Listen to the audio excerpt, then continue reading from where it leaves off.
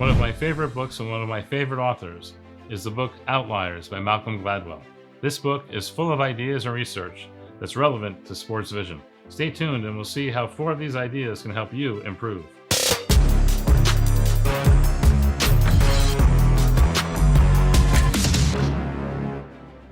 Hello, I'm Dr. Laby. I'm a sports physics specialist with 30 years experience working with professional and elite athletes to help them improve their performance in their game. I'd like to bring what I've learned from them to you to help you perform at your maximum. In this video, I'd like to share with you 4 ideas and 4 excerpts from this book. We'll start with number 4. Success is what sociologists call accumulative advantage.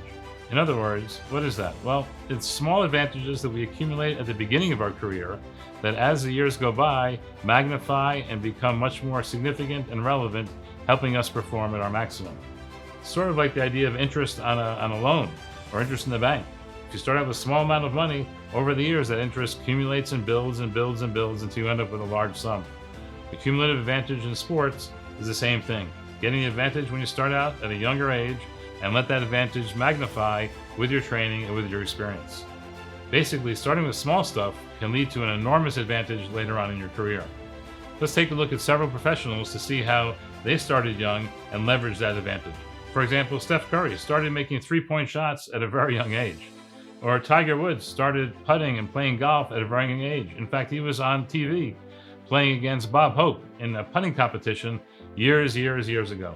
We all can't start at that young an age, and we may not have that much talent, but the sooner we start accumulating those advantages, the better we'll be down the road. Number 3, practice isn't the thing that you do once you're good, it's what you do in order to become good. In order to leverage those advantages that we accumulated a moment ago, we need to continue training and practicing from a young age forward to maximally leverage those advantages to our benefit. We've talked about in other videos the idea of 10,000 hours of practice before one becomes an expert. Well, there's some controversy with that. Whether that's true or not really doesn't matter. You have to practice. There's no way to get around practice. You have to practice your ability, practice your skill, practice your sport to leverage all the visual and other advantages that you accumulate along the way. Number 2, achievement is talent plus preparation. The problem with this view is the closer psychologists look at elite athletes, the smaller the role talent makes and takes, the greater the role preparation and practice takes. This is great news for all of us because we don't all have the exceptional talent that Steph Curry or Tiger Woods has.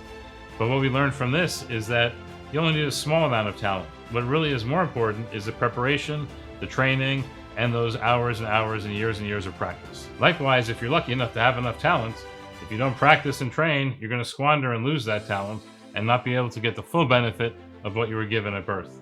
Since none of us really know exactly how much talent we have, it seems to make the most sense, and as Malcolm Gladwell noted in his book, preparation, practice for everybody maximally in order to magnify whatever talent, unknown talent you have. And now we get to the first point, and this brings it all together. The thing that distinguishes one performer from another is basically how hard he or she works. And what's more, the people at the top don't just work harder than everybody else or much harder than everybody else, they work much harder than everybody else. Nothing in life is free. When you see the pros performing these amazing 3-point shots or putting across the green for a hole, that comes with simply many days, many weeks, many months, many years of practice and training in their sport. This is even personal to me. In fact, I've run a couple marathons a few years ago, and when I ran those marathons or prepared for those marathons, I knew I didn't have the talent. I wasn't an athlete, really. I wasn't a runner, so I went to medicine. But in fact, by training over and over again, days and days, mile after mile, week after week, month after month, I was able to complete the marathon, and reached my goal. My goal wasn't to win. I had no chance of doing that, but my goal was not to finish last. The training started in small steps. It started with half running and half jogging just the end of my block. Over time, I was able to run all the way to the end of the block. And over more time, I could run through the neighborhood. And then as we went further and further, I could do 5K, I could do 10K races, I could run a half marathon, and I was able to actually run quite a long distance before my first marathon here in New York City back several years ago. Now, I didn't win the race, but as you can see, I did cross the finish line. I knew that I didn't really have the talent of a runner, so if I was going to achieve my task, if I was going to complete this race, I knew that what I had to do was to train harder, in fact much harder, and in fact much harder than everybody else in order to be able to finish the long marathon race.